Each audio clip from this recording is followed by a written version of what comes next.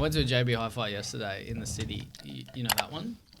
There's quite a few, but you like the main Forest Chase one, or Yeah, it probably is that one. But yeah, and the kid because I went there 2 days before and I brought Pocket 3, and then guy walks up to me. I'm thinking, and he's like, "Hey, Alex," and I'm thinking, The fuck? "You're not the guy I was talking to the other day." And I was like, "Hey, bro," and I was like, "So how do you know my name?" And he's like, "Everyone knows you." I was like, "Don't fucking say that." celebrity brother. It's weird as.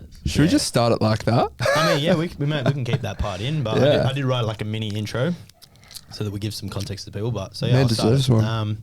Welcome back. We're the PNC lads. Today we have Alex Winwood, who's a 27-year-old boxer who competed in the 2020 Tokyo Olympics, is currently 4-0 in his professional career with a massive fight for the minimum weight belt. Yep. On the September 7th at HBF Arena. So where can they get their tickets first of all? Ticketmaster.com. I don't. Links in my Instagram We'll chuck the link in the show. So In the if you guys description. want tickets, go to the description and you can get the tickets for the fight. September 7th, I believe, Saturday night. Yep. Sweet. And is that the minimum weight belt? What weight category is that? Because I've never even heard of that weight category. Yeah, so that's the smallest men's weight class. Yeah, which right. is starting at below 47.6 kilos, which is 105 pounds. Yeah. And then from there it goes to light fly, Yeah, wow. super fly, junior bantam. I think there might be like 15 or 16 men's weight classes. So Jesus. Yeah, wow. yeah, when people like look at me, they'll go, "Oh, you're a lightweight." That's like 15 kilos heavier than me. Wow. Yeah, So what do lightweight you walk starts at around 60. at then? Like without cutting weight? Like what are you just walking around?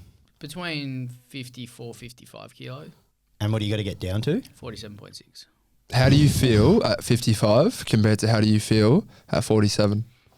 Like a fat bastard at You 55. feel fucking big, do ya? Yeah, like you get what's like I forget what the name for it is, but like when you look at yourself, you're like, A body dysmorphia. Yeah, that's it there. And I was like, it was on the end of my Tip of your tongue, yeah. I'm thinking, yeah, so that's pretty much what it feels like. Even though like most people would look at me and go, "Oh, you look healthy." Yeah. I look at myself and go, "Far out, I'm fat. I don't look good." Blah blah blah. Like this weight Yeah, wow. here, I'm about 52 kilos at the moment. Yeah. And I feel like I feel and look pretty good, and I can train quite well and things like that. Where But obviously 47 kg, probably not sustainable for a No. certain period of time. So is it very, I mean, you say you feel like you look good, but do you actually feel good at 47? I'm there for Literally like a handful of days. Because that's when you cut weight, right? Yeah. So that's like, yeah. what's that? So we had people ask us, they said, what the weight cutting thing? Because Yeah. it's quite controversial, like in any Sport. like MMA, boxing, it's all like the cutting weight stuff. Because people are like, it's so unhealthy to put your body through that kind of stress. Is it hard for you to cut weight? Like, does it suck? Or obviously it's going to suck a little bit. But in terms of like where you're like, this feels unhealthy to the point where you're like feeling like a skeleton kind of thing? Or was it just... Not at the moment. I try to diet as much as possible. This time, probably a little bit far back on the diet compared to how I've been tracking and in all my other fights. I've got a book. Thank gosh that my coach told me at the time. He said it was pretty much like my first professional fight, and he said write down all like your weight and things like that in a book. So he said might not help now. He's like, but when you're having your 10th fight, your 20th fight, he said, by then you'll know exactly how your body reacts and things like that. So over my 4 professional fights so far, like I've got a rough idea of like where I should be at certain weeks out, things like that, and how I actually should be regulating my weight. So yeah, I'm glad that I did that, but pretty much I'll only diet down to like 50-ish, and then that's where the weight cutting situation comes in. Yeah, then you just destroy your body with no water weight, hey? Just get rid of all of it. Yeah, what's the process like? So like, is it 24 hours to cut, like from the time that you're just like, all right, we're cutting weight now? Yep. Like how long does it take? What's like, you eating, you not drinking? Like, Is it 2 days when you weigh in? Like 2 days prior? One day. 1 day 24 hours prior. in Perth. It varies state to state. Yeah, so in other states and like even Vegas and that, they may give like up to 36 hours.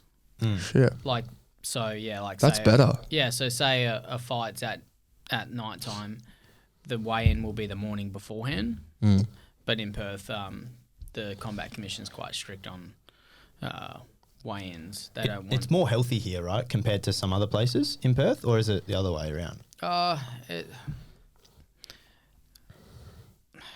I'm pretty sure, like in like I don't know where, somewhere in America, they have like not as many regulations as here, so it's kind of like a bit more toxic. But I don't know if I'm just chatting, but, you know, Perth and like Australia is pretty restricted in what they allow us to do, which I guess you could say the principle of it is meant to be healthier, but at the same time, it's not going to deter a boxer or a fighter for making that weight. So therefore, it's kind of controversial and counterintuitive, where give them the morning of, give them 30 hours, 36 hours, and they can not quite comfortably put the weight back on. Yeah. That's why I think it's better for the sporting aspect just to have 24 hours, because then you're actually closer to the weight that you say you are, as opposed to like, it would be nowhere near. It'd just be more unhealthy though, bro, because people would just push the limits worse. Yeah. Well, they're still going to do this. Like, say if we're fighting in another country that allows that, or another state that allows that, that's the weight class that you're going to compete at anyways. So you're not going to vary between fighting in Melbourne or America at one weight class because you got a little bit more time, and then you come to Perth and then you got less time to do it. But it's not the making the weight is the problem. It's the time in the hydration between that and actually getting back in the ring to compete. So is that worse? No, that's probably like that's fun, but in terms of like making the weight, it's not about how you make the weight. It's more so how do you recover from making the weight before you start fighting. Yeah. No, that's what. So I mean, like, just for you personally, do you dislike the cutting the weight part more or the rehydration? Because what's the rehydration like? Are you just sculling water and smacking food? Like, so IV drips? Do you ever go on drips? Not allowed to do. No. What about hydration drips? No. Not at all. Nothing intravenous. No. Fuck. Yeah, right. Is that just Australia or like probably across the board? Yeah, right. I think I've heard people get in trouble for ripping an IV drip. You get like disqualified and shit, eh? Yeah, I don't really see the big problem in it. Really, like it is a grey area. Like it was before, it was allowed. Now it's not allowed. So it's just, to me, it might be just healthier for the fighter in terms of like getting that fluid back in. Yeah. But yeah, it could stop people from going to the extreme lengths, but I think there's only a very small portion of actual fighters that are doing that, is pushing it that far, then trying to like double IV, things like that. And like but they're probably juicing up to the gills anyway. So like, facts. It's not just that part that they're doing. They're doing everything. It's the problem with sport, man. People, or like the commissions and the boards, they set these such strict rules, but they turn a blind eye to so many other things that are literally illegal, and they let athletes get away with, no matter the industry. It's just so funny, like what they deem to be acceptable, what they deem to like, oh yeah, we can turn a blind eye on that, we'll let them do that. But then if you do that, oh my God, fucking, you're disqualified. Do you reckon they should get rid of, say, like cutting weight in general, and you just weigh in like before you fight? So like as you're walking into the ring, you just weigh, that's your weight. You have to be under the certain weight for that, like to keep it healthy. Do you reckon that'd be good? In all honesty, that's probably the only way to fix it. Is like, I don't know, like a 3-hour weigh-in or something like that. Yeah. And then just get ready, and you pretty much just start competing. Yeah, therefore, everyone would have to just walk around at whatever they compete at. Like, yeah, because you got some guys who are just like rehydration, like bullies almost with the weight. Like they just cut stupid weight, rehydrate, and they're fighting at 10 kg, or not 10, but like say 4 kgs over. No. Even wow. So they're just walking around a weight bully, you know, like. Yeah, I fight like 4.5 kilos heavier than than what the weigh-in is. Yeah, so fight time I'll be like 52, 53. Yeah, wow. Yeah. Do you feel energetic, or have you ever felt lethargic from a rehydration like part where you're like, holy shit, I feel like cooked? No, I'm still trying to get used to like refueling in that 24 hours. I've only had 4 fights in the amateurs. I didn't have to do these kind of things, and also didn't have the time in the amateurs. It was like same day weigh-ins, things like that. Yeah. Like they used to do. But it's the way that you go about it. Like if you're cutting back carbs and bleeding your glucose levels, things like that, that then also holds water weight. So when you do that to actually make the weight of the week of going in, once you reintroduce your carbs and your glucose in your system, then the muscle storage and all the water loading comes back into your muscles. So it's not really just that you're sculling water. It's like you're eating good food. Yeah, and carbs again. Yeah, like the carbs will hold a fair bit of water weight. So it's like depends how many grams of carbs you're having and how much fluid you're having and how much fluid you lost before you jumped on the scales.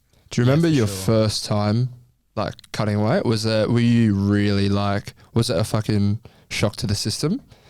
Like the first time you had to do it?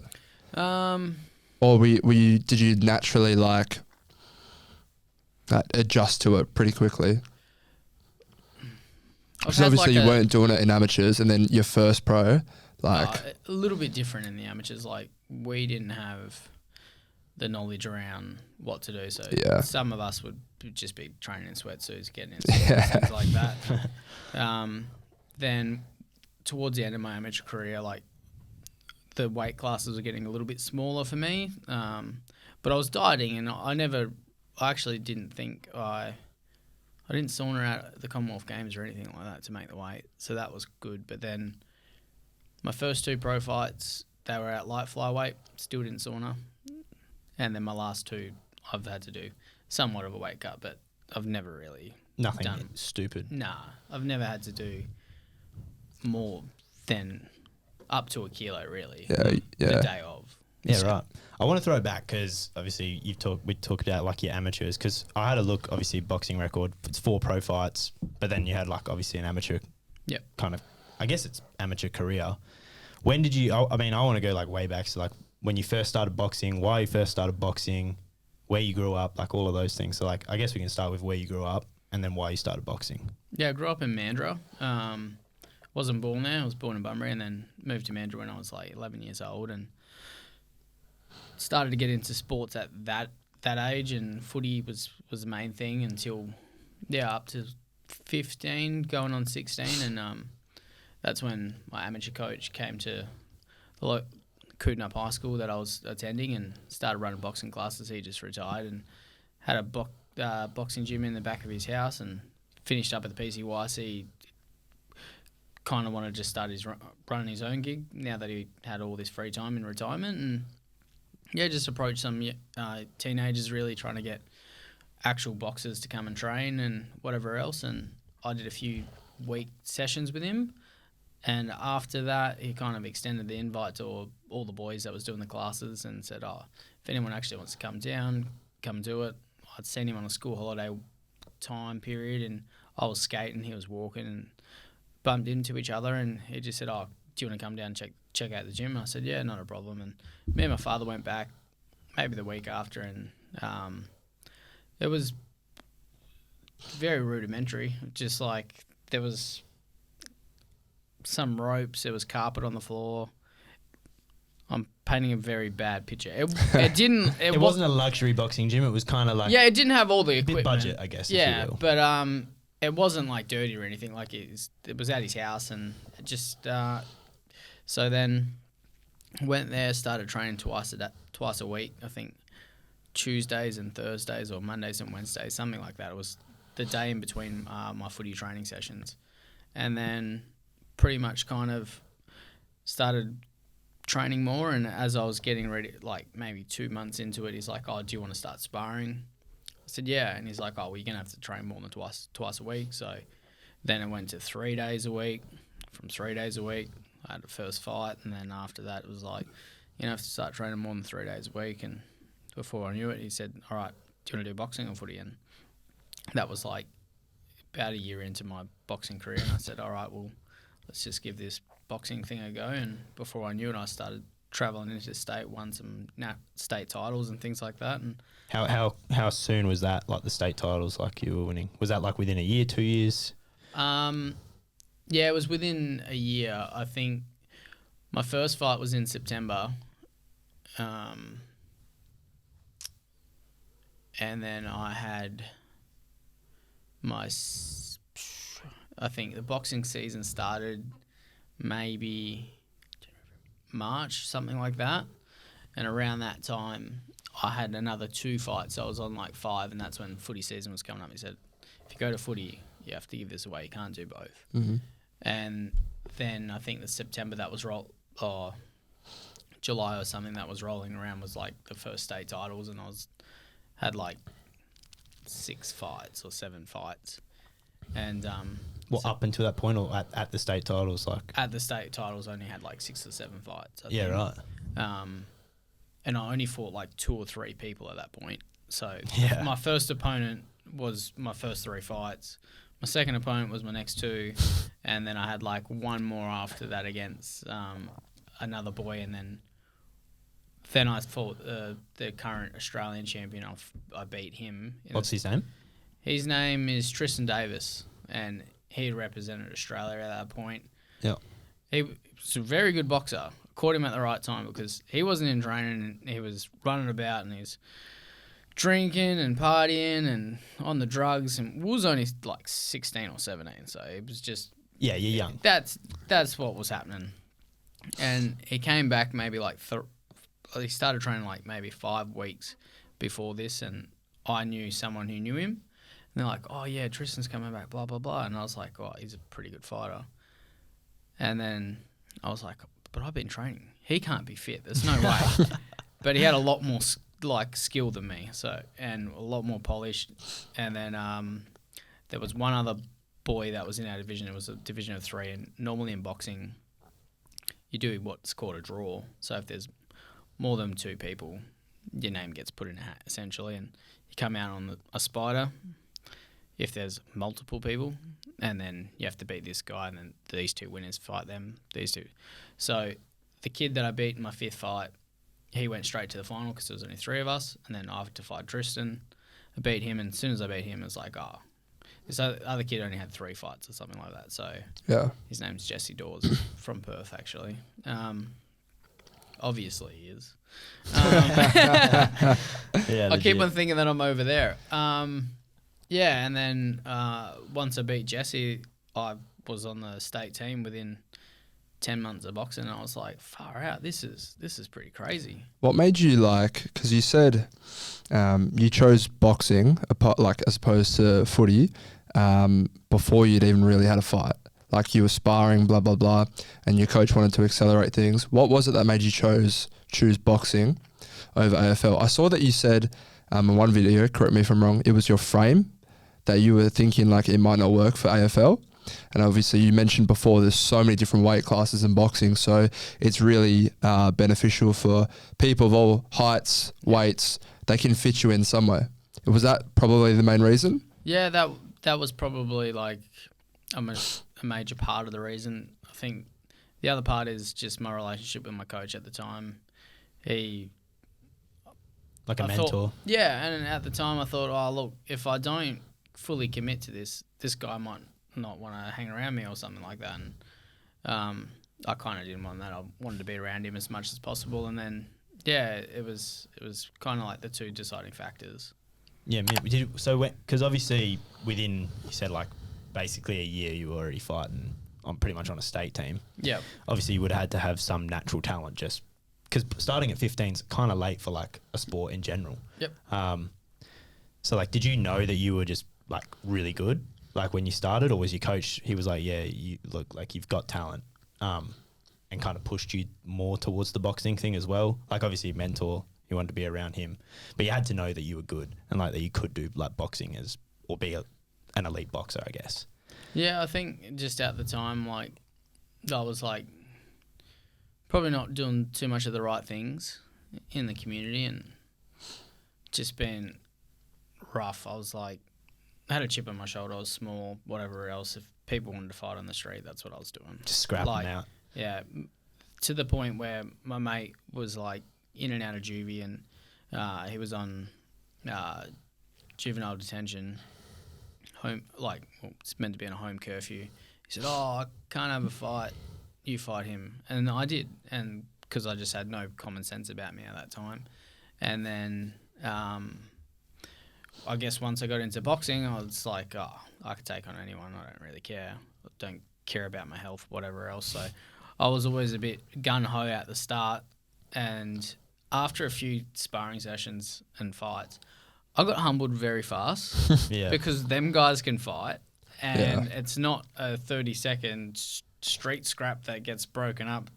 You're in there for 9 minutes, or at the time it starts at 6. So just copping a beating too, because it's like you're probably not going to get knocked out, but you're just copping a smack. You're like dazed, you're dizzy, you're getting rib shot, you're just getting beat up almost for 9 minutes, as opposed to like if you're on the street, one hit, someone's out cold or on the ground, and they break it up, just call it a day. Yeah, so, exactly.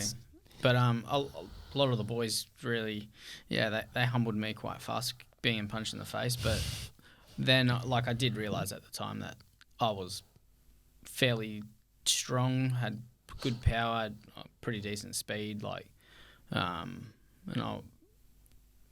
a lot of them had more experience than me at that time because, as you said, starting 15, all the guys that I was fighting already been boxing in the last 4 or 5 years and had bunches of fights. So I just wanted to really work hard and beat them. I didn't at that time have the best fundamentals, but I had the natural ability with my athleticism that kind of bridged that gap a fair bit and helped me win quite early. Yeah, for sure. Was there a conscious thought process of did you think if you were to continue with boxing, do well, it was going to take you away from the crowd and what you were doing before, in terms of you said you had a chip on your shoulder, you weren't really happy with what you were kind of doing.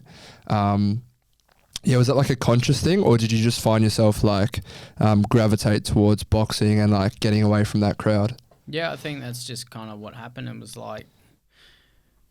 it just became something in my life that I paid a lot more attention to, and gave you purpose. Yeah, it wasn't intentional or anything. I just thought, just happened. Yeah, it just kind of slowly took over my life, and I prioritized it more and more as time went on, and then the party and that stopped because I was like, oh, I've got to train tomorrow first thing in the morning, things like that. So yeah, the goalpost just kind of shifted for me. It wasn't about really hanging out with my mates, but a lot of my mates stayed at my house a fair bit. So how'd you see others react to you doing that, to turning you back to that side of what's that way of living?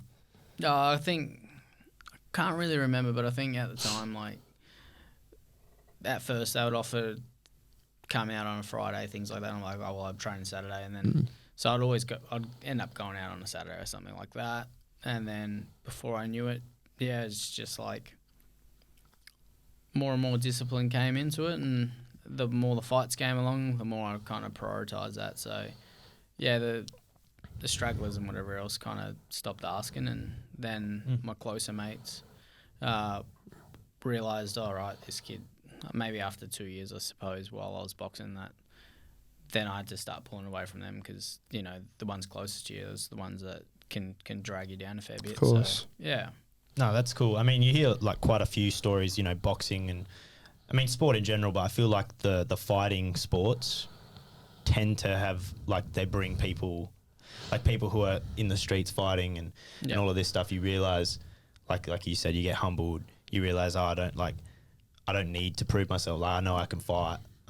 You're fighting other guys. You're I'm not going to risk that on the street and all of that stuff. But yeah, you mentioned obviously your coach or whatever as kind of a role model for you. You wanted to hang out with him and stuff like that. Because now you do that sort of stuff. You're in the community. I saw you won Sports Person of the Year. I saw Share a Yarn program. You're an ambassador for that? Oh yeah, that was back in the day when I was part of the AIS program. Yeah, it was when COVID first hit, so we didn't get to dive into the full program where you go out to the community and actually go run sessions and things like that, which I was really looking forward to. So Yeah. COVID was It's a yeah, shit it was time, Shit bro. time for everyone, terrible. man. It was just like 2 years of your life that just vanished. Man. I went from like 20 to 23. I swear, I was like, Yeah. no, what the fuck? But yeah, is that like, obviously because you had that kind of role model and boxing helped you, is that you sort of want to do that like for your communities and stuff? Because obviously you're an Indigenous man, yeah? Yep. Yeah, so it's like that's something you really pride yourself on, like trying to help other Indigenous kids and kids in general. Is that like something you like are really passionate about? Yeah, now I am. I think at the start, Didn't interest you. It was just yourself. yeah, it was, I don't know. I was just a kid really, and Yeah. just going through life and didn't really understand kind of what was going on. But now looking back, I've realised how much help and support I've had from like school programs and people coming into my life helping out so I could continue to box and going on trips and things like that. Boxing, as you said, takes kids off the street really, because that's the ones that kind of have something in them to prove that they end up actually going to do. If not, you wouldn't see like a silver spoon person coming to try get punched in the face. It just doesn't happen. You're not about that life. Exactly right. Yeah. So They found like an avenue to like channel their anger and like all that fucking shit that they just want to get out. They can do it in a safe space. exactly right. And so pretty much now with all the help that I've received to actually get to the point that I'm at, which at the start you don't realise how expensive boxing is because it's meant to be a poor man's sport. Like it's only meant to take maybe a pair of gloves, if not anything. And then once you start traveling and things like that, the just cost of everything just goes up. Because you got to fund that yourself, right? Or like obviously sponsors, but Yeah. like it's still you funding it, even though they're your sponsors. But yeah, I can imagine like the travel. It's any sort of like It's literally every sport, bro, unfortunately. Like, I know a lot of people who played like soccer and it's like the NPL, which is like the one like before the A-League. Yep. And if you're like a fringe player trying to make it, or even if you're really good, but you're poor, you physically cannot play because it is so ridiculously expensive. I saw like Tim Cahill, he like wants to make soccer free for young kids growing up because back in the day it was. It literally, so many of these things were free. And like you said, it gives people purpose sport. It forces, for a sport like boxing, you said it literally takes people off the streets. Got to find a better way to be able to incorporate those who simply just can't afford it. Because it's bullshit for those kids. Like it's not their choice that they don't have money to chuck it into a sport. Exactly right. Like there needs to be some kind of government reform Yeah. to actually help from grassroots level all the way through. But boxing is, at all levels is not cheap at all. Yeah. And I know the classes are expensive because Exactly. I even went when I was like, some people are charging like $60-$80 a week. yeah, well, that's the thing. I went to a boxing gym just to like kind of try it out, but it was like $50 a week, and this was when I was 50, so this is like 10 years ago. Yeah. And I was just like, That's I'm not gonna ridiculous pay for a 50 decade ago. And that was like not even like I wasn't trying to be a fight. I just wanted to go like learn how to punch. 100%. And like $50 a week, I'm like, dude, mum and dad are not going to want to pay $50 a week for me to do that, like particularly if I'm not super serious about like, I want to be a boxer. So it is definitely an expensive sport compared to a lot of others as well. Yeah, like you're not paying by season or by club or anything like that. Like you're saying, you're paying by a week, by a training session. Yeah. And then in Australia, we don't have the populace in boxing that everything's so convenient. So like your closest gym might not be close. Your next training partner might be for me, it was like travelling up to Wangara and Malaga and things like that from Mandurah every weekend to now having to relocate myself over to the eastern states just to be somewhat close to my size of people. Yeah. Yeah, because there's not a boxing league either. Like you think about like AFL, you got the AFL league who they fund a lot of that. They should do better, but they fund a lot of the grassroots stuff to try and put money into it. But there's not an overarching boxing league where you're like like an AFL. There's different little like kind of boxing leagues within Yep. boxing, but there's not one where they're just filtering money into the local gym in Canning Vale or the local gym in Yeah, wherever exactly you right. live. Like it's pretty privately owned, right? Like Yep. the gyms. So that would make it more expensive as well for like the end consumer. The kid who's trying to go down to Yeah. boxing, it's not grassroots, you know, like down at footy. Yeah, exactly right. Like, fortunate enough for me that my coach charged $10 a week, and that was the only way I could afford it.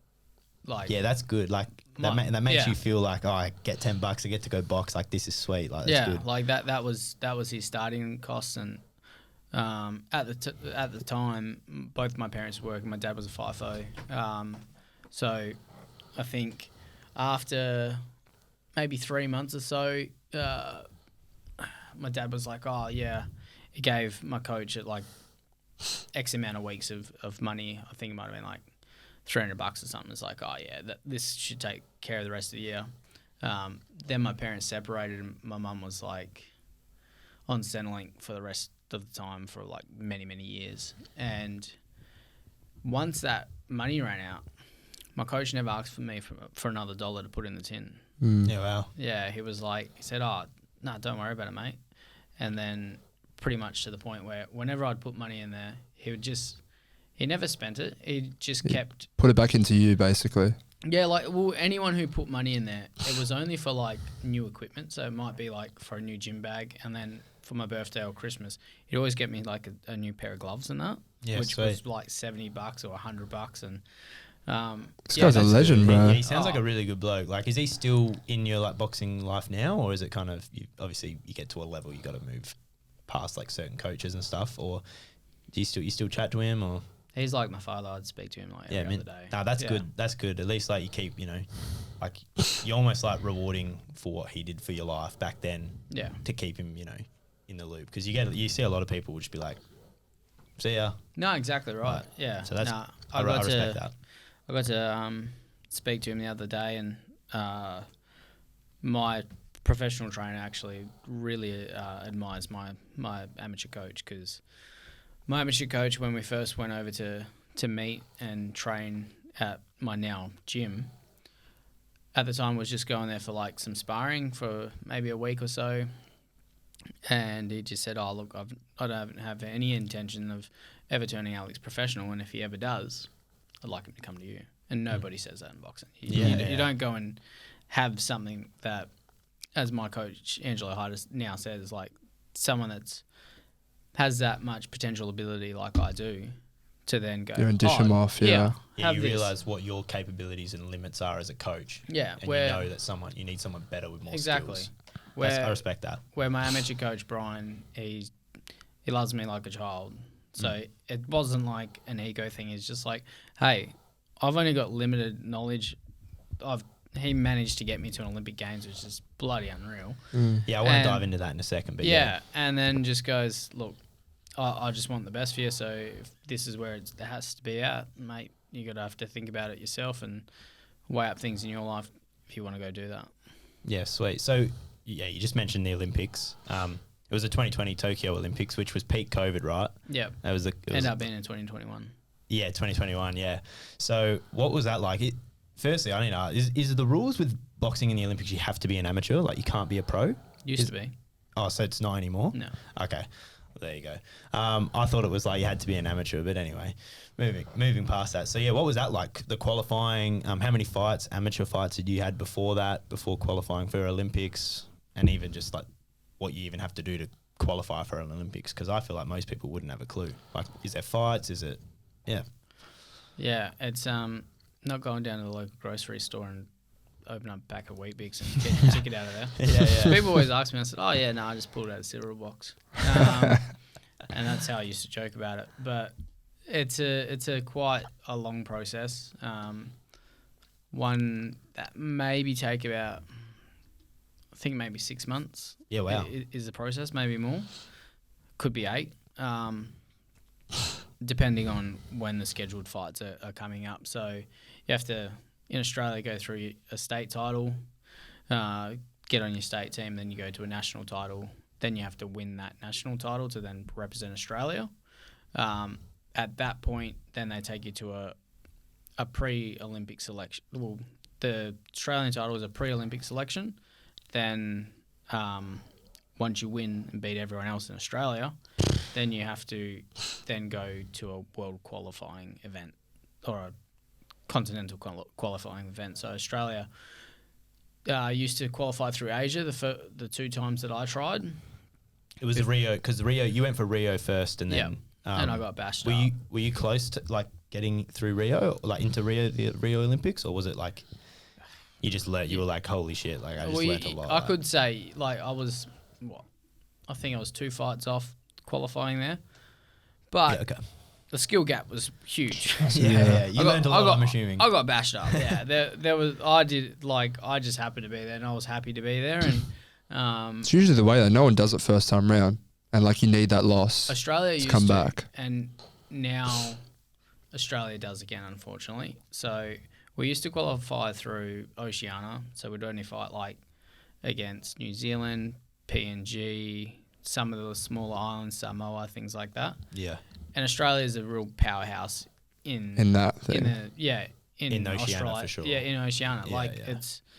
It's the only one that's got money to fund their athletes relative to these other small nations. And would used to send teams of 10 out of 12 weight classes, and then all the other nations would get sick of us going there and everyone losing in the first round.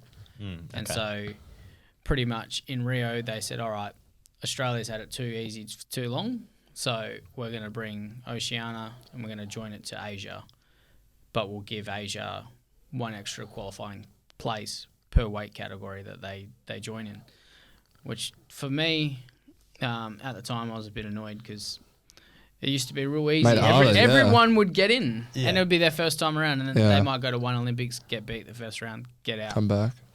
And then that was it. And then I go there, and in Asia, I had the Olympic champions, the Olympic silver medalists, the world gold medalists. Like an Asian country. It was fight too. Yeah, it was the powerhouse of like pretty much from my weight class at light flyweight all the way through to maybe middleweight. Like it was just every small weight class that we had gold medalists across the board. So it was the hardest way to go through.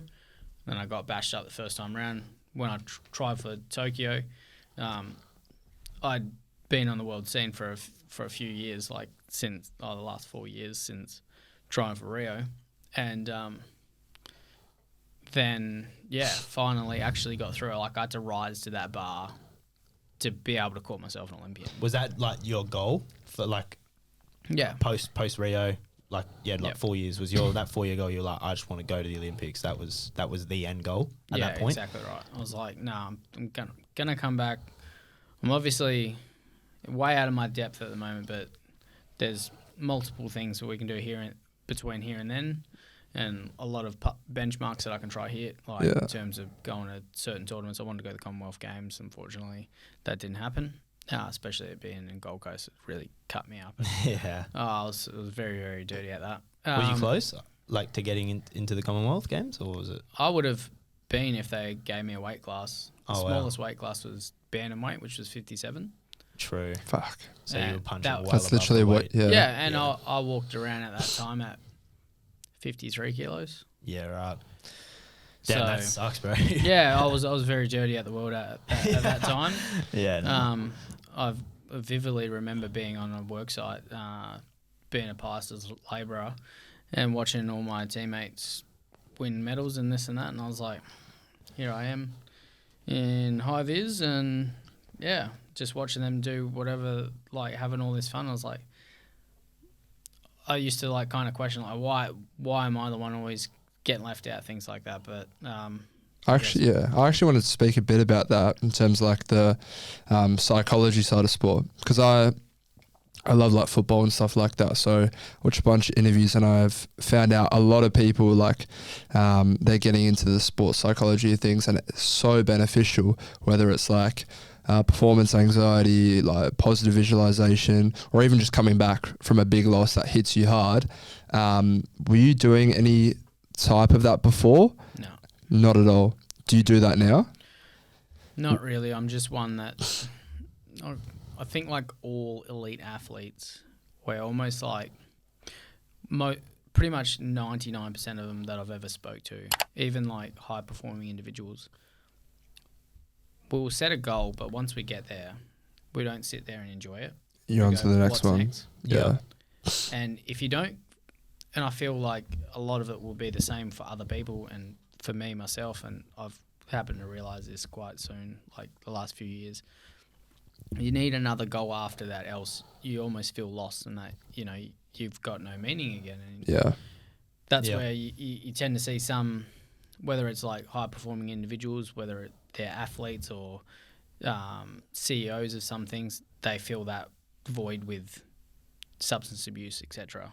Yeah, they reach their goal and then it doesn't hit like what they thought it would. Yeah, Looking for the next right. high. They just go like, fuck it, cocaine, like give me that. Yeah, high, exactly you know? right. So, Yeah, because you think that these things are gonna bring this kind of fulfillment, and whatever else, but that's where I've now learned to, hey, it's not about the fight. It's about I need to enjoy the process of everything that goes into this right now, because I'm literally living my dream at the moment. I'm about to 100%. fight for a world title, so like I need to. sick.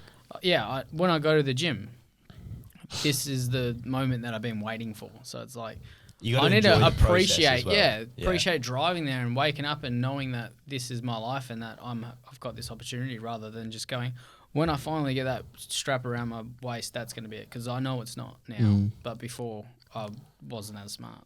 Yeah. So you really got to be present and like not reliving and like pre-living. Yeah, exactly right. Yeah. Post Tokyo, because did you try and compete for this Olympics? No. Yeah. So what was after Tokyo? What was the decision? Because you were still an amateur up until Tokyo, and then like when did you decide like I want to go pro? After or did the it just Commonwealth happen? Games. Oh, so 2022. Yeah, so pretty much a year after the Tokyo Olympics. Yep.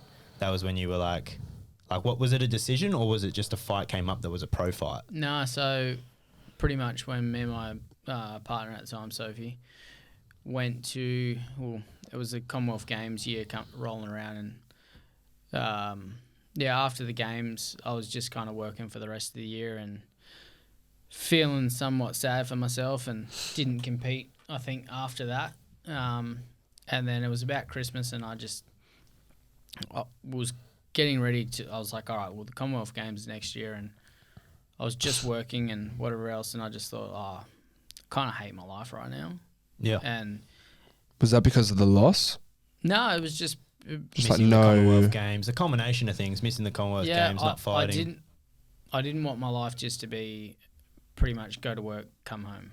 Yeah. And that's like I thought, while all the sacrifices in boxing, going to train and things like that, you know, you kind of yearn for like some downtime, like, I just wish I could work a normal job, just come home and hang out with the boys, have a drink, whatever else, go camping on the weekend. And I tried that for about 6 months, and I realised I hated my life. And I was like, I just remember like walking in work one day and just like seeing all the guys, old fellas, like walking down with their head down, just kind of dragging their feet, and I was like, fuck. Don't want We've yourself. realised the same thing. When you look around and you realise there's like 60-year-old men who hate their wives, who hate their lives, can't put their kids into sports they want, and you look at that and you're like, damn, bro, like if I stay in this is where I'm going to be. Because like if they're still here, they've been here for 30 years. Yeah. There's no, like, you don't get out of that unless you change something. So it's almost like you had like a full circle moment in a way. Yeah. Because when you first started boxing, you got into it because, you know, you didn't kind of like, or you didn't even know you didn't like it. But once you started boxing, you realize, fuck, like this is way better than being out on the streets and causing a mark, whatever. And then you almost like, when you went back to like that, having a drink and going camping and relaxing and not boxing, you realized, shit, I need to have a purpose again. Like you need the boxing purpose. So that's kind of cool. But yeah, so from Tokyo, so the professional fight, like how'd that first fight come about? Yeah, so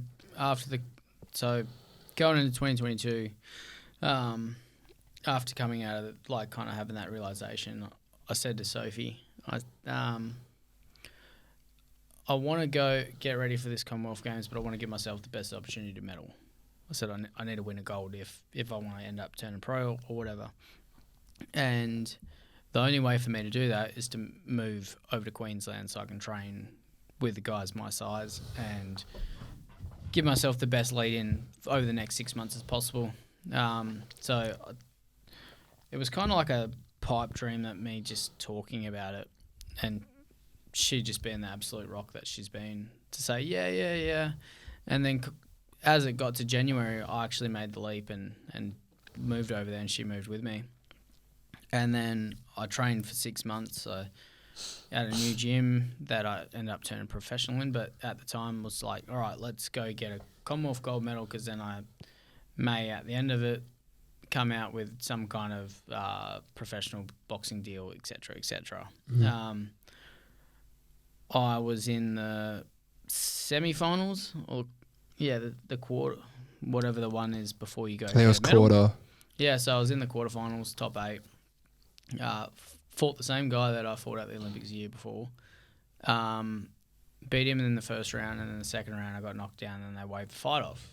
I think I might remember this. Yeah, it was big, cooked. It was So terrible. off it. Yeah, I was like, yeah, what the fuck? It was like he hit me obviously, but there was a lot of momentum in me throwing at the same time, and it was half a slip, half a punch. So, but I get up to my feet and the count of 2. She starts counting the referee it was, but then she decides that you're not and she waved it off, and I was very I think I remember dumbfounded. seeing it because I obviously it was all over the I news. knew of you because yeah.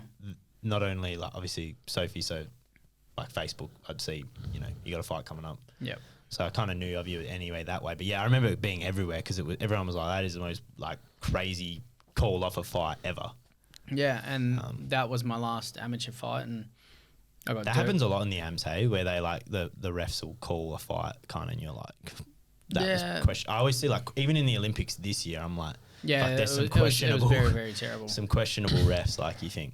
Yeah, what? They're definitely not qualified at all. Like, yeah, I don't know how to describe it. Like, obviously they're the best referees that we have available, but you got incompetent refereeing at a level where you have to be the best in the world to be there. But they don't have to compete against someone else to be there. Yeah. Like, they just have to go do some courses and and there's probably not enough refs as well. Like no, any exactly sport, really. right. So Exactly. You end up getting.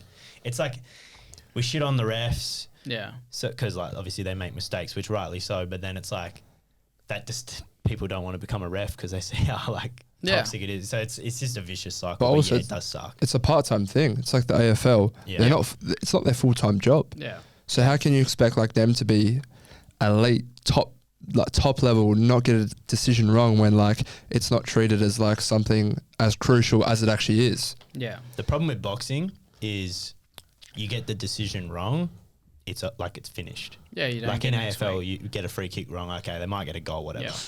But in boxing, it's like It's literally it's done. done. The fight's over, Yeah, exactly. and you're like, the fuck. Yeah. I feel good. Bro. That like woke me up. Like I'm feeling fresh after that hit. Like, yeah. So but pretty much coming out of that, I was angry at the world and whatever else, and didn't really want to do boxing anymore. And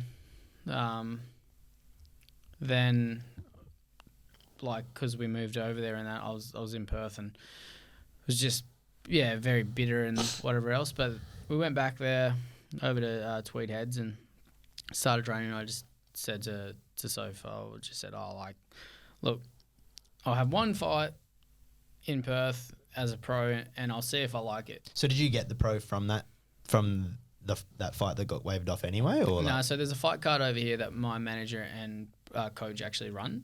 So okay, we approached all the promoters in Australia, like the No Limits, etc.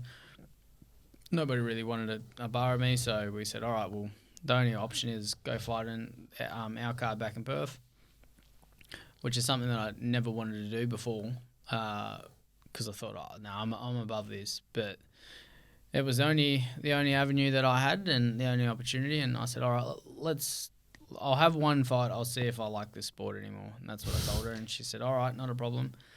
And it was just a whole different experience.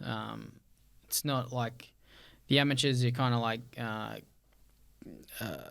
cattle getting put in like these little lines, and then you go, you have fight, out, next one, whatever else. Where this was like your whole camp and the lead into it is just about you, and the night's completely different. It's not this blue and red corner. It's whatever you want to dress in and whoever you want to come along. So it was a very different environment, and I came out after that win and I went, wow, this was fun. It's like a refresher you needed. Yeah, it was the spark that started it again. And then I was meant to be on in 3 weeks' time, or a month's time actually, in Dubai against my next opponent, Thibaut Monabessa, who was a former IBO world champion. I didn't know about this. I got told immediately in the ring after the fight, oh, you're fighting in Dubai in 3 weeks. I went, what the hell? And they asked me in the ring, and I said, oh, apparently I'm fighting in Dubai in 3 weeks. And that fight didn't happen. We was in Dubai. The promoter was like this con artist. He Just chatting shit. yeah, like he had all the fighters there. Oh, He stitched everyone up. Hundreds of thousands of dollars worth of flights, because people getting flown there business class. Like, I didn't. I got there like the day of the weigh-in. That was it a rich? Was it just like a rich guy in Dubai? Because Dubai, he was apparently had like this in with the sheiks and that over there. Yeah, and it was meant to like it was a very weird thing, and there was a lot of dodginess going on. Yeah, okay. And then when we got there, everyone was there, and then it just like within 24 hours of being there, they said, "Oh, this isn't happening." Yeah. Yeah. Fuck. What did you even do? Did you just go like we're going home, or did you stay in Dubai for a week? Or thankfully, Sophie came with me, and then my coach flew out like the day after, and everyone else did. And we already like our tickets weren't booked to come home like until maybe the Tuesday, the weekend after. So it was like was meant to be there for 5 days all up. So we just ended up staying there and having a mad holiday. Fuck yeah. Yeah. Sick. No, it's almost like a cool little break because it was 3 weeks after the fight anyway. Yeah, like besides kind of the rush to it, but actually being in Dubai was pretty mad. It was one of the best holidays I've ever had. Yeah, I've never been, but I do want to go to Dubai. Yeah, I couldn't say nicer things about it. It's so nice and clean and safe. Yeah. You've got to travel heaps. What would you say has been like the coolest place you've been to? Because obviously you said you've been in the US as well. That might be in the top 2 or 3. US is lots of fun. I've been there. Where did you go in the US? I've been to like Los Angeles, Colorado, Missouri, Texas. Very different areas. Have you been around? Within America. I've been to a fair few places around there, and yeah, it's like a different country every state or every city that you go to. The culture's so different. The people are so different. Yeah. Yeah. Wow, that's sweet. So when you're well, I guess the first thing I want to ask, are you doing like boxing like full time then now? Like that's just that's your job, or are you still working somewhere else? Or I'm trying to finish my apprenticeship still. Yeah. But I don't have to.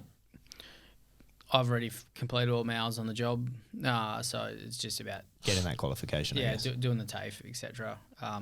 When I left here, I was just about to qualify, but like a smart genius I am, I was like, oh, don't worry about that. I'll sort it out when I get over there. It's 3 years later, and I'm still trying to finish off this piece of paper. But do you enjoy studying, or do you is it literally just I need to do it, so I will do it, or do you enjoy like learning? Some of it's interesting in that, but all I know is I'm not going to pick up a set of pliers for my life. Yeah. I was going to say, have you thought about life after you step out of the ring? Yeah, definitely. Like it's been a big thing and something I'm trying to set myself up for. There's, you hear about, I guess, professional sports people not really planning for that a lot, especially in the past. I think with social media now. It's gotten better now. Yeah, everyone's a bit more cluey because everyone's talking about it. It's not like, it's just not how the way the world used to be, like where only certain people would know certain information. Information's like unlimited these days, and the access to it is so easy. So, just kind of getting ready for life after boxing as well. Trying to put myself in a good position. The money's not there yet, people. The opportunities and and the people that I'm meeting and kind of how I want to structure my life is coming together. So yeah, I'm trying to be. You feel like you're on the track. Like Yeah, you I feel think like I'm doing the right You've got a thing. vision of where you're going, I guess. Yeah, which exactly is like that's a right. good place to be when you can kind of see the future somewhat. You're kind of Yeah. like, that's where we're going. Yeah, And exactly. It's a good pathway as opposed to like if you're just in limbo. Yeah, no, and I want to give my family, my future family, like the best opportunity in life that I can give, because I wasn't blessed with that, and I know that I have the opportunity to make my future family's life something that I never had. Yeah, 100%. Yeah. Do you reckon you'll stay in New South Wales? No, I don't think so. Do you reckon you'll come back here? This Is home? Yeah, like as an Indigenous like Noongar boy, being away from my country is a big It's thing. tough. Yeah, it's something that you yearn for, and especially being away from family, it's really, really hard. Yeah. Do you still live like in your like cultural practices of like all your Indigenous ways? And I mean, I'm not very privy to it, so I'm probably fucking naive. But like, are you like in the cultures and all of that stuff? Like, are you very present in that when you're here, or is it? And that's what you miss? Is that kind of what you're saying? I think it's just what they call like connection to country. It's like Yeah, when it's almost like when I leave Perth and I go somewhere else. It's like if you left Australia and went to India. Yeah. Okay. Yeah. Right. That's like It's crazy how it's so not- different, eh? Yeah, it's not my country. It's not where I'm from. It's not what I feel like is my home. Even though I'm in the Same country. Like that's exactly what the feeling is. It's Yeah, like nice. like this is where my blood and heritage is from, and this is where I want to be. It's probably a great feeling though, that is the case. Yeah. That like you feel so connected to one spot when probably a lot of people out there, I don't know, they don't have a place to call home type Yeah, of thing. some people are just free spirits and they just do as they please. And I Roam would- around. Yeah. Nah, that's nice. I How- mean, yeah, because I feel like we're just fucking, we're culturalists, bro. Like us white boys, we're just fucking, I got nothing, you know? So it's kind of cool that you guys have like that culture to fucking, I guess like always, what's what I'm looking for? Like fall back on, I guess, like like you've got that culture in your life that is deep ingrained, been there for thousands and thousands of years. I reckon that's so sick. And it's good that you're like close with it and still in touch with it, you know, because I see you on your social media, you're still, you know, doing things in the communities and stuff, which I reckon is so good. So, because they need like really good young role models like yourself, man. So Yeah, no, I want to be the best role model for all Australians as possible. Like, 100%. We should shout out Sophie because she made this whole thing happen. We know Yeah, her, she did. know her from way back. We went to high school. She was in our homeroom for anyone who doesn't know. Yeah. So back in high school in Australia, you have a homeroom, which is kind of like 15 minutes before class. And I remember her and friggin' Donna just sitting Sat in front right of in us. front, yeah. It was funny times. Yeah, we had some good chats in the homeroom. It was a good time. But how much do you attribute to her in terms of like your success? Because it sounds like she can keep you like level and not bring you back down to reality, but like is just so understanding with everything. all of it. Yeah. If it wasn't for her, I Just be so different, I would bro. have partied when my mates were going out. Yeah. It was funny at the time. I kind of like resented it a bit. She would be like, I was 19 or whatever, and I wanted to go. It's just a natural thing, yeah. There's 2 years difference between me and her. So like when we first got together, like she just turned 16. I was turning 18 in a few months. So they're not like, it's like, oh yeah, get to party, get to go out with me mates, Yeah. blah, blah, blah. And then she's like, oh, she couldn't obviously come to the nightclubs. And then she couldn't do a lot of things. And so it was like, oh, are you going to hang out with me this weekend or are you going out with your mates? Because like, and at the time I kind of resented that. Like, oh, I want to hang out with the boys. I hung out with you 2 weekends in a row. Yeah. Blah, blah, blah. But it literally is the best thing that ever happened to my life. Was That's this- sick, bro. Yeah, like I'm jealous, bro. I We're do- single fellas, bro. Just no chance out here. she put up with the bullshit in a young fella that didn't really care. Like when you're that age, like you don't think relationships are like as important as they are, like and whatever else, and you're just kind of like, oh yeah, this is my girlfriend, whatever else. But after like 3 years of her putting up with my shit, then I went, this girl's pretty good, isn't she? Yeah. Yeah. You realize what you had, man. That's good. Oh, yeah, 'cause like... most people don't. They're like, don't realize what they got till it's gone. So it's kind of good nah, that... I just cannot thank her enough for like putting up with that shit, and that's why I'm working so hard and trying to do as much as I can now, because she's just given me so much of her, and I want to give her everything that she deserves. Yeah, That's sick, bro. She'll be happy to hear that one. Yeah, she always sends me fucking like photos and links of like the new AMGs and shit. She's like, when you get the money, this is what I want. Yeah.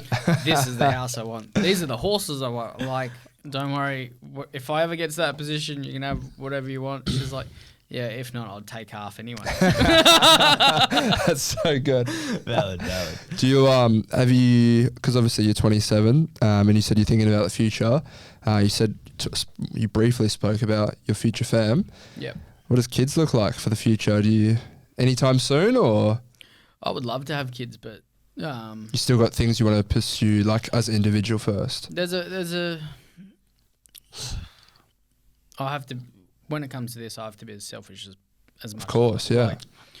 Like people don't understand that, is that I have to be the most selfish person right now to think about just me. Yeah. And what I need is to just be able to focus on boxing right now.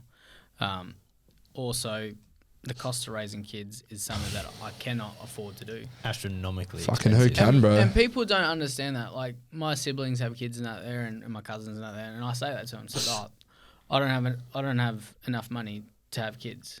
It's like particularly, well, for me personally, it's like the life I see myself wanting to give my kids. Yep. I don't have enough money because like 100%. you could have kids and get by. And, Exactly right. You know, but the way I envision having my life with kids, Yep. like I want to be able to just like chill at like 40 and It'd be not have selfish to work. do so Yeah, if you were to do it for the now. life I Exactly want to right. That's exactly right. Yeah. They're not going to have that quality of life that I envision for them. Yeah. And So I feel you on that. opportunities that I want. And that's where, like, yeah, a lot of, like, the people that I've said it to, they'll go, oh, it doesn't cost that much. I'm like, yeah, maybe if you're just happy to just have this family and just do what you're doing, fine. Yeah. I said, but I've set my bar so high for the type of life I want that if, you know, even if I get 80% there, it's going to be Yeah, like... we're gonna be living. We're going to be a couple of ballparks out of what you're thinking of. So it's Yeah. like, yeah. Nah, you're in a different like mindset, I guess. Yeah. It's sick that you have that perspective, bro. Because 100%. Yeah. Not everyone does. Like, I mean, No. we do. Like, a couple of our mates do. But Yeah. then, you know, I meet people all the time who just don't. They just want to live a normal life. Which, Yeah. fair play. Like, some people are content That's with what that I normal say. life. But for me, I don't think I'd be happy living. If a I normal- had kids earlier and whatever else, I would have still... I'd still be trying as much as I could and grinding as much as I could to make this happen as a reality. But it'll eventually come to the point where yeah, they're the priority. And 100%. Like, you got you to... live for them. Yeah, and then you have to, like, go, all right, well, I've got to do this and I've got to give this amount of time and then in this short window I have to try and make things happen. Like, Yeah. Yeah, 100%. like anyone else. Like, Still so young as well, bro. You got to be selfish to eventually be selfless. Like, yeah. you know, because you got to be selfish now to make yourself as successful as possible, so that in the future you can be selfless for your family. Yeah. Like, it's kind of, it's like counterintuitive, I guess. Like, oh, I got to be selfish, but it's to be selfless. Like, you're not being selfish just because I want to buy like a mansion for me. Like, exactly. Like, it's for the future family, which I think the goal has to be. I think it'd be selfish just to not have kids in general. Like, I agree. Like, I don't see any other purpose in life but to have kids. Like, That's what like my overall purpose in the back of my mind is. Yeah. Like, I want to be successful for my future family. Yeah. Which is like nowhere near even on the cards. I'm still single. Like, I don't even have a missus, let alone married and kids or anything like that. Yeah. But in the back of my mind, like, that's still the end goal. But yeah, I do want to. So a couple of people did ask, like, who's the coolest person that you've met personally, and then I want to jump. We'll do like to end the show. We'll just go into your like fight coming up, but I want to do like a couple of quick questions with you. Spitfire questions. all right, so do you want me to answer that first one? Yeah, the coolest person to you. So like, it All doesn't right, matter yep. if they're the most No, famous, that's whatever. cool. But for you, like, who's the coolest? I reckon right now it's a tie between Roy Jones Jr. and Patrick Mills. Yeah, Paddy wow. Mills. Like, Paddy. Paddy Mills. Paddy had me starstruck. And the only Have other you met person who at the Olympics was teammates, and Sick. we got. He was so cool. Like we started going to dinner together in the hall and things like that. Like it was mad. You just got on as well. Yeah, he Seems like a ripper bloke. best human I could ever think of. You guys And- give me vastly similar, He seems like a wise head. like personalities. Yeah, he's awesome. I've never spoken to him. I'd love to speak to him, but just his demeanor and stuff on TV and the way he talks. He's so intelligent. Like I feel like you and him give me genuine like similarities. So I can imagine you would have just got on like personalities clicking. Yeah, Is he like a big brother to you? Yeah, I felt like I was in the presence of a big brother at the time. Yeah. Not that he refollowed me on Instagram. It'll come. Go on, No. Hit that follow button, son. But yeah, and then the other person was Roy Jones Jr. He starstruck me as well. And most genuine. He was a human world being. champ, yeah? Yeah. Yeah. He's probably one of the best world champions ever. Yeah, because Yeah. I remember I only know him because I think he was like an influencer boxer, like trainer or something at some point. But yeah, he's a Yeah, it's like He's a good bloke. all-time Hall of Fame fighter. what was Just the the best. like? Because obviously Paddy Mills is good bloke, but Yeah. what was it about like meeting him that you were just Is like I Roy guess, Jones Jr. That is. yeah, I guess he was just this superstar when I was a kid. And I was like, So it was because of the boxing, like you were just like, wow, this guy is like the It was boxer. even before I was a boxer. Like he rapped his own raps. Like Yeah, I must have forgot. Like, and that would get me hyped as a kid. And I wasn't even boxing at that point. yeah, And then I was like, oh, this guy's pretty insane. Like, look at the stuff he's doing. He's bloody putting his hands behind his back. He's dancing around people. Like, it was just mental. yeah, And then, like, yeah, if you ever, like, at that time, I was thinking, far out, like, this guy's crazy. Never in a million years I'd think I'd be in the same gym as him. Yeah. And then I get there and my coach knows him through the Danny Green, Roy Jones Jr. fight. You've been training with Danny Green, right? Yeah. Yeah. Green is a really good close friend of mine, actually. Now, it's crazy how life has made all these situations. It's wild to think if you stopped boxing when you did, like when you were in that slump or whatever, Yeah. like what you'd be doing. But you know, it's glad good thing you didn't. I'd be stripping cable and, bloody... Loving life. Yeah, just Living life good, having beers with all the 50-year-old fellas on a Friday after work, man. And, like, yeah, that's pretty much what it would have been like. I know, brother. We used to work in a We warehouse, witnessed so felt the same shit, man. Yeah. You see that, oof, but it definitely it kind of it gave me something that I realized that a lot of my peers don't have. Like a lot of the people that are in boxing at the kind of more top end level, or even as an amateur at the top end level, they don't work. Yeah. They've never worked. You've seen both sides of it, yeah. Yeah, so I did everything I could to make boxing happen, and that was working an apprenticeship to actually fund me going away. And that's how I got into it. I was like, I cannot afford to go away anymore because my family don't have money. These bills are getting really expensive. I'm going to have to start working and then putting money aside so then I can go on this next trip next year. And that's essentially how I got into the workforce. yeah. Plus, my mother-in-law kicked me in the ass and said, "That's enough playing the PlayStation, sitting Yeah. eating all my food. Go get a job." Yeah. yeah. No, for sure. So another question that people were asking, like, obviously with all the brain, like CTE and Yeah, stuff, I got none. you worried about that at all? Like, it doesn't. Do you get brain scans or anything like that? Yeah, apparently I don't have a brain, but yeah, it is quite daunting and things like that to think about. I'm very well aware of the quality of life that it can take away from you if these things happen. I have had a brain scan. You get one a year. Yeah. This is when you get to a certain level, they kind of make you do these things, but at the lower end of the level, you don't actually have to do it. So it's kind of like a voluntary thing. Do you get scared going in? Like, because I get scared just going to the doctor that they're just going to find like. No, I just something. hate doing it. I don't know if you've ever had a CAT scan. No, I never have. What is it? Like, what is it? What do they do? It's the one that you lay on a bed and they put you in a tunnel. Oh, I've done true. that, before. Yeah. Yeah, wow. It's just Just terrible. goes. And it goes. Yeah. And you lay there for half an hour. Half it. Oh, geez. And it's so Mine wasn't loud. that long, Jesus. Yeah, I know. I just go. I just cannot wait for this part of my life to be over right now. Yeah, and you Like, can't really move too much, hey? No, you can't. You like Oh, you dude, just I'd have to be so literally lay claustrophobic. there, and it just sucks. It's the worst Yeah. half hour of the year that I can think of. So I'm like, oh, I just really can't wait for this to be over. Yeah. I'm like, I wish I was on like that movie Click with Adam Sandler. That button. Pause, yeah. Just like skip that 30 minutes of my life every time. I've got the next one. Obviously, you played AFL or footy when you were younger. Yeah. Do you still follow the AFL? And if so, who do you support?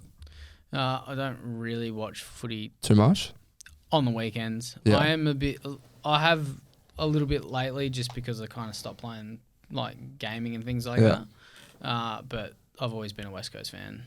Hey, my boy. Yeah, and like now, a lot of my mates have played for them, and like now I'm getting introduced to a lot more AFL players, things like that. And Yeah, I saw Just- on your story you were hanging out like with like a couple of footy players and stuff that I've seen on your Instagram. yeah, it's really cool actually. Like, yeah, You're like you're an equal with them now. You know, you're like that's we're peers, we're athletes. You know, Yeah, together as it- opposed to like me. I'm just like, oh, cool. it's I still almost don't think of myself like that. I'm like, almost don't think of myself as like a professional sports person. Well, you said you were Like- shocked when that guy said Alex, and you were like, Yeah, like a how the UFC fuck fighter. do you know my name? I went to the Welcome to Country for the UFC the other day, and all the fighters there. Steve, the Perth boy that's fighting on the undercard, came and said, "Hey, Alex, blah blah blah," and I went, Wow. "Wow!" I was like, That's cool. "Weird." It's something that I'm just kind of slowly getting used to because I've It's because you come from humble beginnings, bro. yeah, like it's just I don't know. Don't think you ever get used to it. No, exactly right, and I hope I don't. Yeah. Which boxer or fighter in general, but I'm assuming it's a boxer, do you kind of like, I guess, like idolize? Like you try and mirror your game Emulate. off?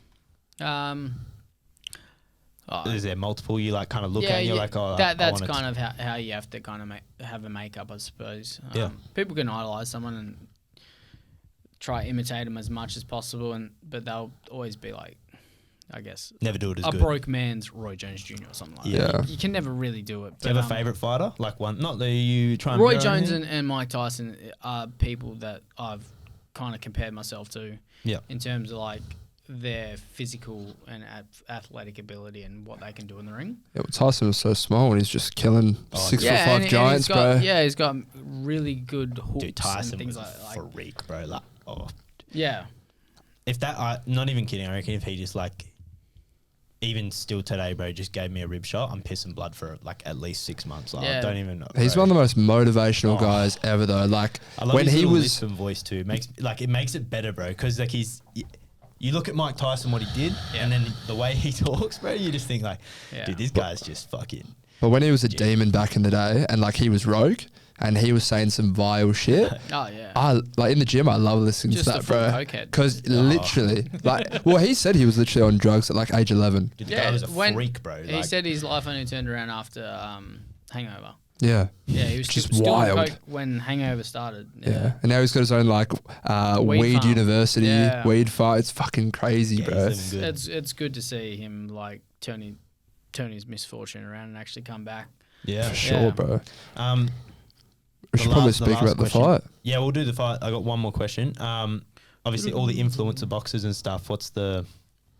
Do you think like? What are your thoughts on Jake Paul? Yeah, I guess like do you look at those guys as kind of like fuck them, I guess, because they're just making so much money, but they're not really that good at boxers.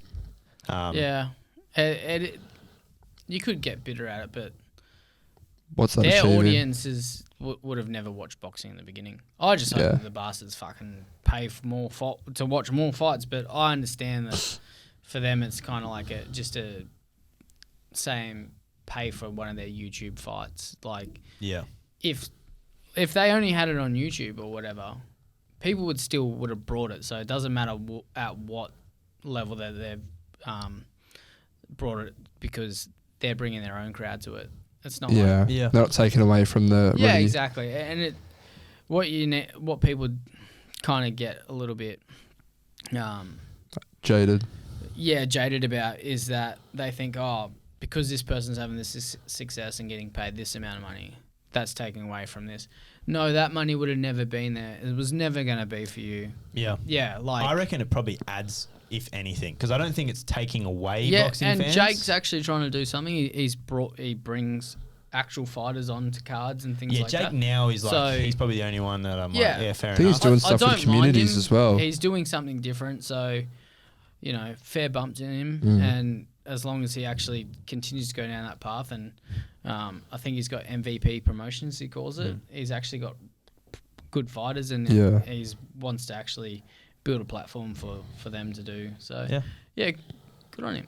Yeah, no, I mean, I like that perspective. I tend to agree, but Yeah. you're obviously a bit more qualified than that. No, Your I'm opinion's just- a bit more qualified on the boxing side of it, but yeah. Yeah, I just try to be mindful of that. Like, someone's success isn't going to affect mine. Yeah. Yeah, there's enough for everyone to eat. Yeah, for sure. 100%. So the most important thing coming up, you got big fight September 7th, Yeah. Saturday night for the title. Yeah, I guess dive into that. Who you're fighting? How you feeling how's about the it? camp going? Yeah. Yeah, I'm fighting the longest reigning world champ in boxing. He's been a champion for 8 years, and knockout CP Freshman is his fight name. It's got a tied name, and it's very, unless I read it, I always forget what it says. Pretty much. So he's had 24 fights. He's had 9 knockouts, no losses, and I just think that it just makes it so much more legit, because whenever someone in boxing with, say, under 8 fights or 10 fights goes to challenge for a world title, it's usually a vacant title, which means there's no champion. The winner becomes a champion. Yeah. So this This has meaning behind it. You're taking that off this him. is the most legit try at going for a world title that you could ever get. So no one can take it off me once I win it. Killer. And I'll be Australia's fastest male world champion, beating Jeff Fennick's record in 5 fights. Fuck and yeah. he holds it for like the last 30-something years at 7 fights. So, Hell yeah. So but he did it within like 150-something days of turning professional. So that there, I take my hat off to him. It's just unreal. What's your like? How's the camp going? Like, are you in a camp and all that stuff? Like, Yeah, it's funny because people are like, oh, you're going to train hard now? You dieting? I'm like, man, I've been doing that there for the Do it last on the couple of months. off-season, Like, yeah. bro, like this. how long's the camp go for? A camp can usually go for like, say, 1 fight, maybe 12 weeks would be like the traditional time period. But we've in this year been a little bit in limbo. Like a fight's kind of on the horizon, so we got ready for that. Fell over, so okay, the date's been pushed back. So we've been kind of like foot on the gas, foot off the gas, all since late February, start of March. So Yeah, right. we're in a bit of a like peak and trough situation where it's like the fitness is all there. We don't want to burn out. That's the only thing that you don't want to do. Like you can eat undercooked toast, but you can't eat overcooked toast. You don't want to be. That's facts. Yeah, exactly right. That's a great quote. Soon as it's burnt, there's no going back. Yeah. Yeah. But you can be underdone, and that's fine. That's a great quote. Yeah, and that's what it comes down to. It's like people don't understand that like being burnt out is probably the worst situation you could be in, because then you have to have a fair bit of time off and refresh to actually get back. Yeah. Where in this period, like it's very easy to burn out, but you can't come back at that. Especially I'm just over 3 weeks away from the fight, and like I'm putting work in, and there's some guys that have got some sore ribs today. Sparring partners and yeah, stuff. exactly right. Like, but How do you go with like sparring partners? Are you trying to find guys that sort of no, mimic him? we've flown them in. Yeah. Okay. Yeah, like normally, yeah, like you're trying to find them, this and that. For my weight class, it's very hard to find.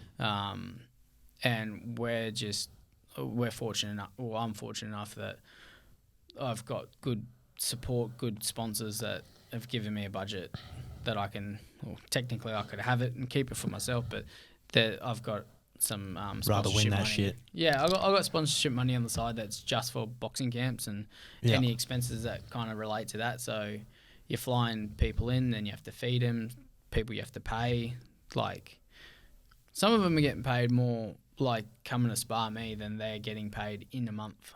It's crazy. Yeah, Yeah. Yeah. That's pretty sick then. Or It's 3 months. It's usually is this beneficial. like, has this camp felt different, and just fight in general than your past fights? Obviously, 100%. because of the level of what the fight is, but Yeah. even just, I'm assuming you would have more funding for it, more sponsors because it's a bigger fight and all of that stuff. As it felt like, what's the experience been like compared to the past fights? Are you like loving it more?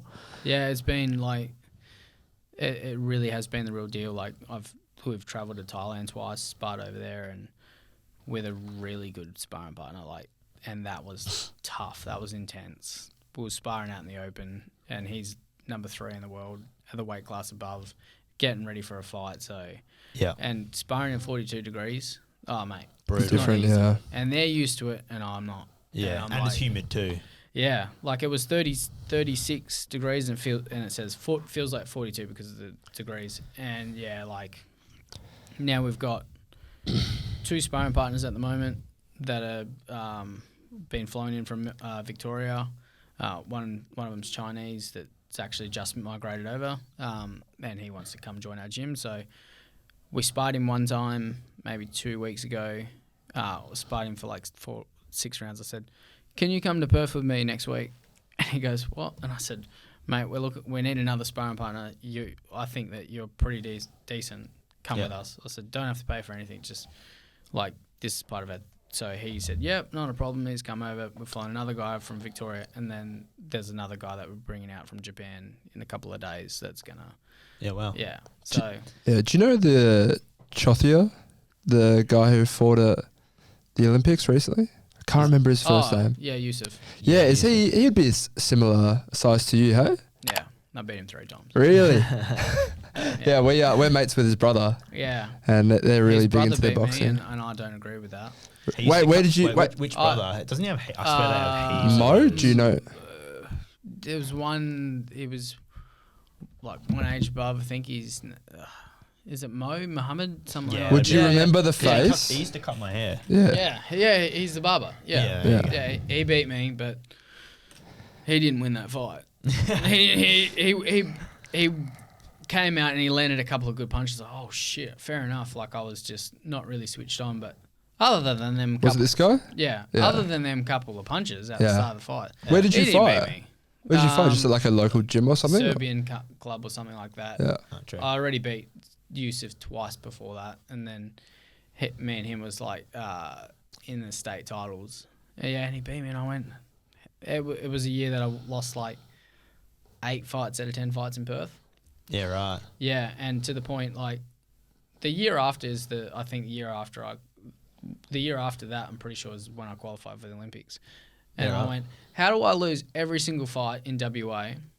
Was it? But held I as can make controversial? I didn't think it was controversial. It was just terrible judging, and I don't Yeah. think Perth judges liked me anymore. And That's yeah, the one thing I I had. almost walked away from the sport that year. Because Yeah. of that. Yeah. Yeah. Because I like any fighting sports, dude. Some of the refs, fuck man. You- Yeah, one judge gets When has- there's not a finish oh. line or a scoreboard, mate, When anyone yeah. can do as they please. If it's Well, just that- like the th- someone's opinion. When it's up to interpretation, there's Yeah. so much I can't room believe for it to I be can't fucked believe up. how different the interpretation is. Like you will watch a boxing fight, Yeah. whatever, and one That's judge why I will have believe them in winning open every scoring. single round, Yeah. and the other 2 will have it. The other guy with every single round, and you're like, Well, that's where you just how think it's on corrupt, yeah. earth Yeah. Can one judge Well- be the complete opposite? Like, On paper, sometimes it can be like that. If you watch the fight, it could just be really, really close rounds that go, oh, maybe he won, or you think, oh, that I remember a certain punch landing in that round and it was quite close, and you go, oh, I'll give it to him. So sometimes the judges' scorecards could be completely opposite and bipolar, but the fight still be very super close. Yeah, but yeah, I believe in open scoring that pretty much whether they want to do it every round or say round 4, round 8, and then leave it at that and actually say what the scorecard is at that point, because then you it's would not know. it's not gonna do anything. Yeah. Like someone's not gonna randomly summon this demon inside them to be able to like fight better. It's like all right, if you think you're doing the right thing through 10, 12 rounds, and you go, oh, yeah, we're beating this guy quite comfortably, but then you get to the end and then they say, oh, no, you didn't. Yeah, it's like, you're like, oh, what? you had so much time to adjust and change your game plan. And like, all right, well, they're obviously not liking this. Let's do something else. Yeah. But How many rounds is the 12. title fight? 12. Fuck. yeah, I saw so you went. only world championship titles. And how many minutes? 3. So Fuck, only that's a long fucking time. That's 36 a long minutes. time. Yeah, So that'll be your longest fight, yeah? yeah. So only world championship fights are 12 rounds. Whew. Anything underneath that's 10s or 8s or 6s or 4s. Yeah, because I think I saw on your Instagram you went like 6 rounds. I mean, what? I've been 10 rounds twice in my last 2 fights, and then Yeah, so before that took 4, you deep. Yeah, like to me that there's pretty much no difference between 10 and 12. You're in that second Yeah, win anyway. you're already fucked. Yeah, Yeah, what's yeah. 6 more minutes? Yeah, exactly right. It's like, if you're here and you're still standing, you're only gonna get you're already tired. Yeah. So You can't get more tired than tired. exactly right. Yeah. And the other guy's feeling fucked too. So Yeah. yeah. There's Be a big mental game at that point. yeah, exactly right. That's what they call it. The championship rounds is 11 and 12. Like Yeah. it's pretty much your body's already fucked. What can your mind do? How can you stay in here and pull the switch and pull the trigger when you need to? Yeah, for sure. Yeah. But, yeah, I mean, We've got a playlist that we do on Spotify. Are you a big music head? It depends what era, but yeah. Doesn't matter matter. what song, You bro. get to pick 2 songs right now to chuck in Any our song, playlist. whatever your 2 It's got favourite like songs, that can be 700 anything. likes It in goes terms of into what going- people it has to be follow on it. Spotify, obviously, but Okay. Give me 2 songs. Something that most people probably won't agree with, but it's like it will really show the character of me. Would be Neon Moon. Neon Moon. Yeah. And who's that by? I think Brooks and Dunn. Brooks and Dunn. Okay, sweet. Yeah. Chuck that in there. And then what's your second one? if you want time to think, we can go one. No, for one. actually, I'll go. I'm just trying to think of the actual name right now. Ooh. Do you have the artist? Kane Brown, I think it's called. Actually, read out the list of Kane Brown. Heaven, Miles on it. We'll go Heaven. Heaven. Actually, yeah. Is that Alright. country? Kane Brown? Yeah. They're Let's give those 2 a listen. No. Have not heard of either of Yeah, them. I'm excited. Kane Brown, love him. It was like, yeah, if you came to my wedding, you'd realise that me and Sophie are just the biggest bogans ever. We had a bucking bull at ours. Really? That's sick. Yeah. That would have been fun. People, lasted people longer? like, I did. Not by very much. Bloody linen pants don't go too well on a Sliding off? plastic, bull, yeah. Oh, Jesus. Yeah. I don't think I've ever actually done one, hey? I reckon I would not last long. I Like think I trying did it to... as a child, but they don't. It's not like, Nowhere near as because you can insane. put it at different yeah, speeds and and levels. So I You was got to wait totally- like 30 seconds for him to change like the level. I just wanted him to go, all right, let's just go. Yeah, So go. I can Yeah. maybe get thrown off, and I Yeah. just kind of slowly slid off. I was like, oh, that kind of sucked, but I was pretty pissed that day. Yeah, so I was like 6, so they probably were just being fucking nice to me. Like, I keep holding me on and slightly moving, and I'm like, yeah, this is crazy. It's a I'm cool like, addition to a wedding, bro. Bucking Oh. bull. Ours was just a big bogan party. I love that. Yeah. They're the best weddings, though. My parents. It even was told me, at like our property, and Just yeah. closest friends and fam. You just had a fucking good time, and like a party. Yeah, we just had like this, what do you call it? Esky, like trailer, stocked it up with beer and piss, and I'm not even a big drinker at all, but made sure that everyone else Looked after, Saw taken it. care of. exactly right, and it was 42 degrees that day on our wedding. I'll never forget it. And yeah, we just had it inside the shed that took me 4 weeks to get prepared. Like my mate came, at first I was just going to clean the floor because it was an industrial shed and there was like oil marks and paint marks because the guy used to build staircases and stuff Yeah. in there. And then me and my best mate, yes, he's more like an older brother really. Yeah. Yeah, he helped me like paint the floor. Then we did up everything. It was just like it was the best bogan wedding that you country theme too because Hell yeah. it was just country everywhere. It was like it was No, sick. that's sick. Yeah, That's the best. I can Yeah. see the joy in your face as you talk about it, and that's the best wedding. Yeah. If you're like looking back at it and you're like, every Fuck yeah, it person was sick. since that goes, your wedding was the best. Well, it's true because It was cheap as chips. 9 times out of 10, yeah. We're cheap fucks. I was like, how do I save money? We got it all back in, we had a wishing well. Oh, sweet. Yeah. We got it all back in that. Yeah. There were Yeah. some big donations. I went, oh, this is mad. We'll put it this way. the wedding money. But I will remember who just gave me a card and didn't put any cash in there. Hey, call him out, bro. Oh, man. It was like, oh, yeah, read. Oh, this one doesn't have money. Yeah. You don't love me that much, Yeah. do you? Yeah, you're putting them on the naughty list, mate. You're Yeah, I was like, I fucking supplied you for free piss.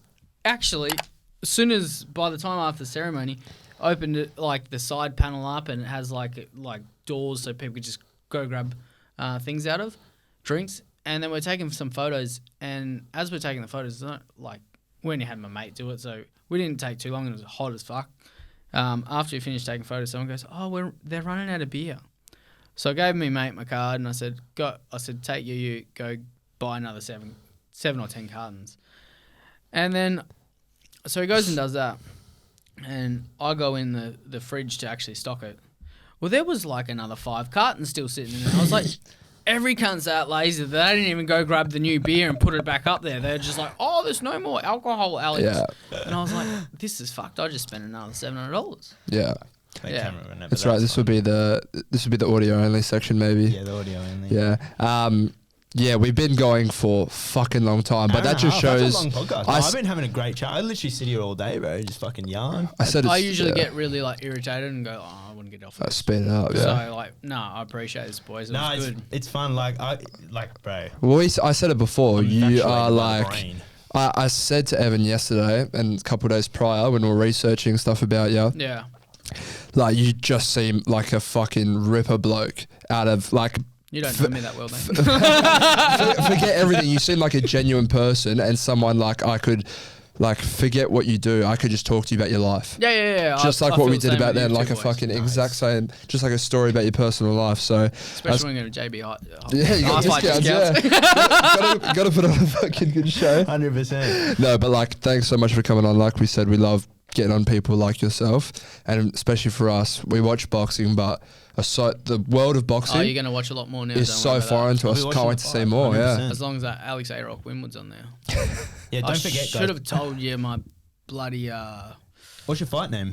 A-Rock. A-Rock. When I moved like- over to that's Queensland, good. I'll quickly do it. When I got over to Queensland, I was looking for a rental, and my coach let me drive his car. And to go for a rental, you have to actually go there, so they tick your name off. Yeah. It was raining one day, and I drove past the place 4 times because I wasn't counting the units properly. And then I pulled into one, and I smashed his car into a rock, and I got it stuck up on the rock.